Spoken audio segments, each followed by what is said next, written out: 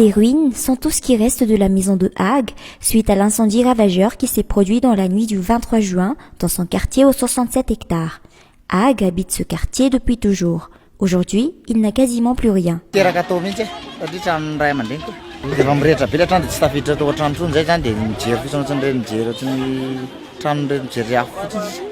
La maison de Haag était construite avec des matériaux en dur, mais elle était entourée de centaines de cases en bois. Celles-ci ont toutes été réduites en cendres, comme celle de Harlal, qui déplore surtout l'arrivée tardive et l'attitude des pompiers.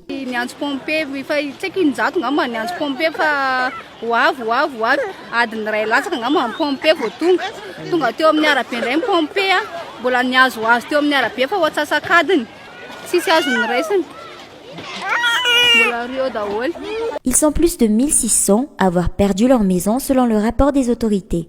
À part quelques maisons en dur, la majorité des bâtiments incendiés étaient en bois.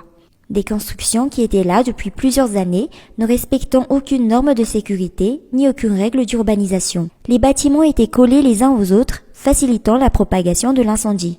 Sans parler de la difficulté d'accès vers ces quartiers, rendant encore plus compliqué le travail des pompiers.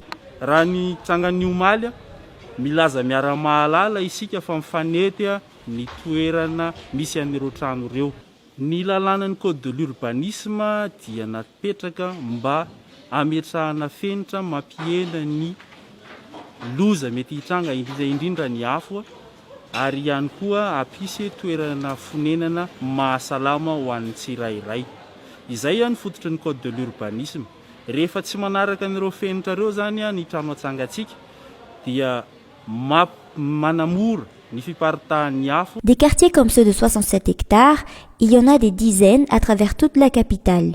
Des milliers de constructions illicites que la commune a du mal à suivre. La capitale dispose bien d'un plan d'urbanisme, mais personne ne semble le respecter.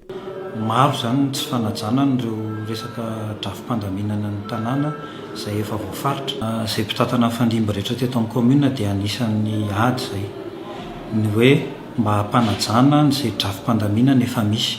Tsy maintsy amoahana drafim-pandaminana ny isaky ny quartier. Ny isaky ny faritra kely zany na ny fokotany zany. Ny amin'izao fotoana izao aloha zany dia midintsika mitsirika isaky ny fokotany.